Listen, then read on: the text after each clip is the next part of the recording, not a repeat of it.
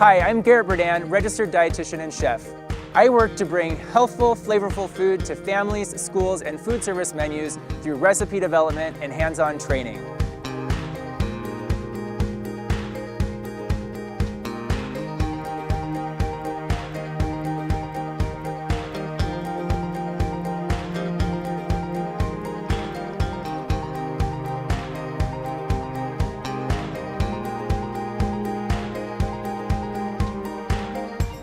Today, I'm excited to take you on a virtual field trip to see how my favorite vegetable, the potato, is taken from fields across the United States to your school. We're going straight to the source to talk to potato growers to find out the ins and outs of growing and harvesting potatoes.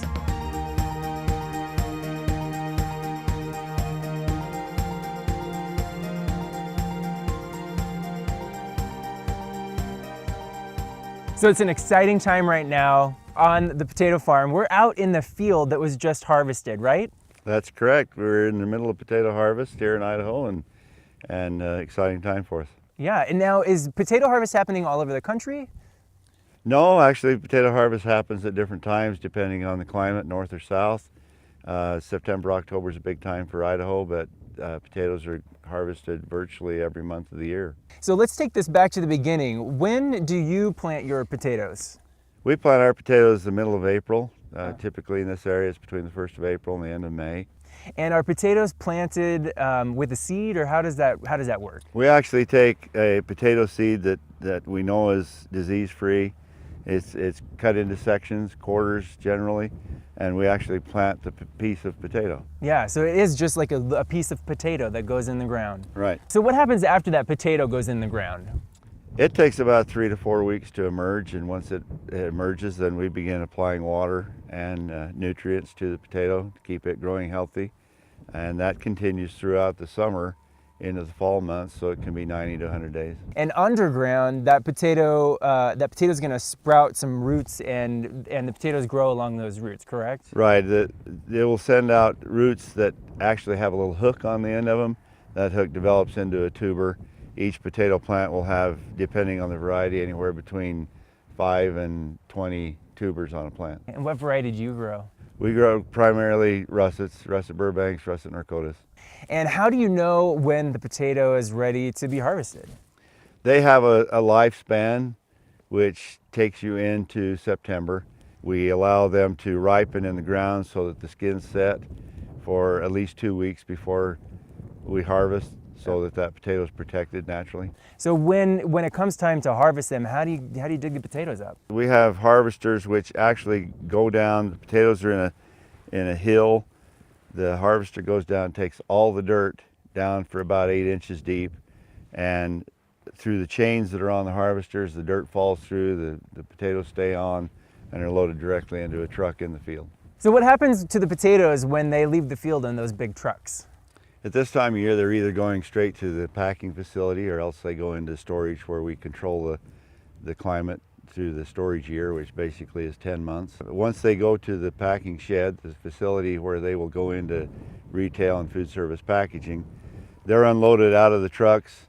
They go through a wash process to make sure that the dirt residue is removed from it, and they're actually scrubbed a little bit. They go through a drying process to get the excess water off them. We have a quality grader in our packing facility, which is a camera that can actually look at the potato as it's rotating under light. It picks out not just the size of the potato, but it can actually pick out blemishes in the potato itself. Blemishes meaning maybe what we call a growth crack, where there's a split in the potato, or a knob that has grown out from one of the eyes, just that doesn't make it a perfect potato. It's able to see that. It's also able to see into the potato and identify if there's a bruise or a defect inside the potato. At that point, it can be kicked out and go to a different channel, such as dehydration. So potatoes are packed by pack sizes. Tell me how they do that. Today's technology in the packing facilities give us the ability to actually weigh each potato individually and then be able to segregate it into different sizes by its weight. And this all happens very quickly, but it allows us to be able to put potatoes of the same size and basically the same shape into a particular box. So you can order a box, a case of potatoes, and have every potato in that the same size, whether it be small or large. They can order what we commonly call as 80 count, 90 count, 100 count, anything from 40 count up to 120. That means that there's approximately, and very, very close approximately, that number of potatoes in a 50-pound box. So if you order a box of 100s, there's going to be between 98 and 102 potatoes in that box.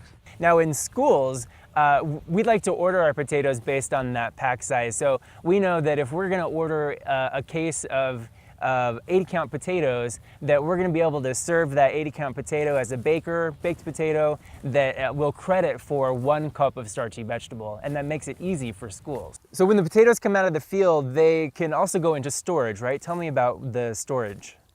We have very sophisticated storages available to us now that allow us to basically store potatoes for up to 10 months. In order to do that, we have to be able to control humidity within the storage, temperature. And so here at the facility where we're unloading, we're running them through a process where we're able to remove the dirt, vines, anything that we don't want in the storage.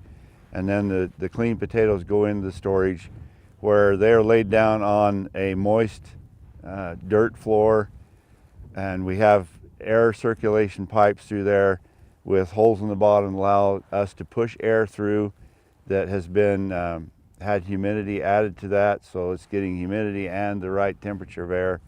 That air flows up through the potato and then is recirculated through that storage. So we can maintain the temperature of that pile of potatoes anywhere between optimally 42 to 46 degrees, even through the winter months. The potatoes are a live tuber, living organism. We have to treat them like people. We have to feed them water, we have to feed them air, and they actually generate their own heat.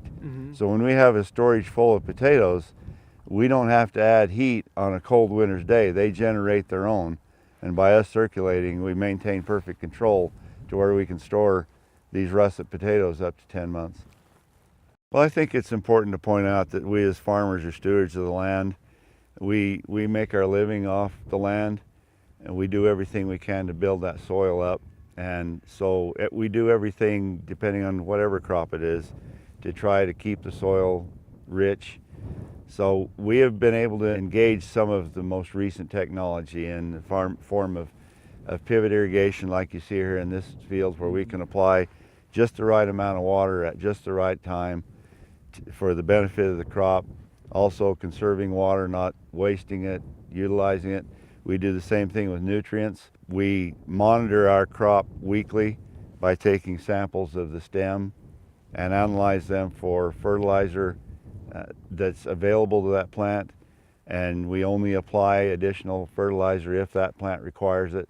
And so we have become extremely efficient at how we use resources and are still able to produce a quality crop. That's amazing. There's a lot of technology, obviously, that goes into farming potatoes. What are some of the challenges, though, in farming potatoes? Probably the largest challenge in farming potatoes is Mother Nature. Mother Nature can Absolutely. Mother Nature determines whether you're going to have a good crop or not. We have to try to adapt what we're doing to what Mother Nature's doing. Today's a windy day, kind of a fresh day. During our potato harvest, we've had everything from 80-degree temperatures to 55 degrees and 2 inches of rain. So clear through the growing season, we're adapting to what Mother Nature gives us.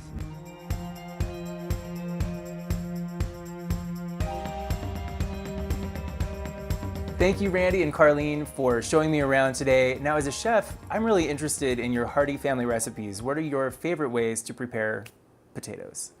There's so many choices with the potato. I think as far as the fresh potato, probably the favorite would be a potato salad, scallop potatoes, and of course the French fry. We love the French fries. I use a lot of dehydrated potatoes in baking. And pizza crust, it's wonderful, it's pliable, you get extra moisture in it. Also the spud nuts. What's a spud nut? A spud nut is something that you will learn to love. They are potato donuts. Oh my gosh, that sounds delicious. And what fun family traditions too on your family menu. I think that all sounds really great. And being parents and grandparents, you must feel really good about the product that you're growing, not only for your own family, but for families across the country. It's very rewarding to know that we're producing a product that has key nutrients and is affordable, and kids love them. Yeah, they certainly do love them. And you know, the work that you do is really special. What gets you excited about waking up in the morning and going out into the field? I think just that very thing, that we're involved in something that we're able to give back, that we're able to supply people everywhere with a product that is of good quality and nutritious and affordable, and everybody loves potatoes. Well, I certainly love potatoes, and I appreciate your time today showing me all around your farm, and I just can't wait to get back into the kitchen with potatoes.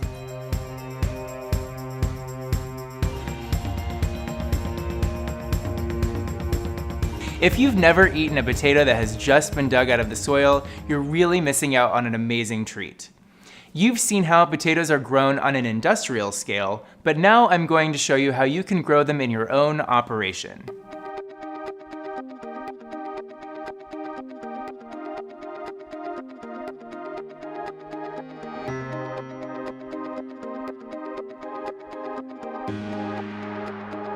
It's easy to do, and you only need a handful of items. Plus, you don't even need a garden to get started.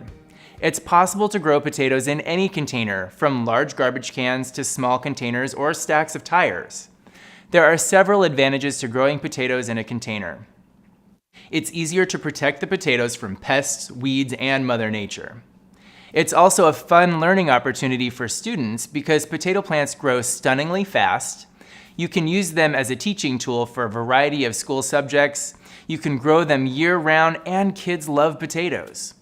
So here's what you'll need to get started. The potato type that you'd like to grow, a container with sufficient drainage, soil, and lots of sun and water.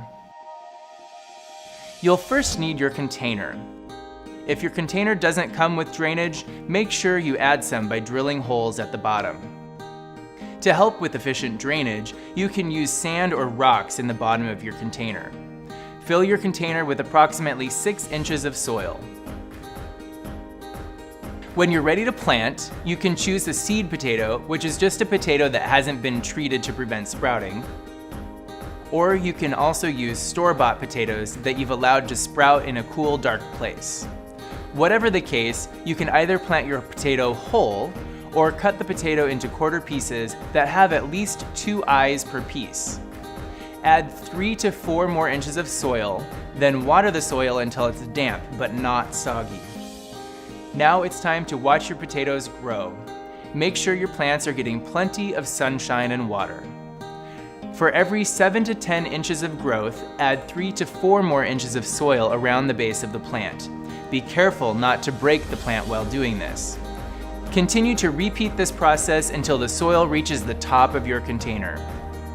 You can begin to harvest potatoes anytime after the plant has flowered. The longer you wait, the bigger the potatoes can become.